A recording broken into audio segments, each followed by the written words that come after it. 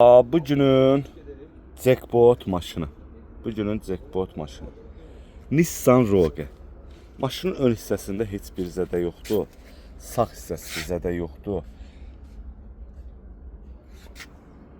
2025 Nissan Rogue 1.5 motor 2500 yol gedib 7500 dollardan satışa çıxır. Panorama damdır, 141-ci maşındır. Haçarsız daxil olmadı. Maşına deməli nə alınacaq? Bir dənə cəmi arxa bufer.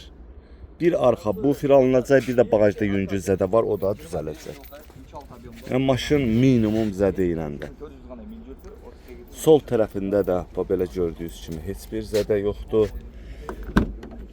Belə bir salonu var. Heç bir ayrı bax, atmı panorama damdır. Bu bunun VIN nömrəsidir.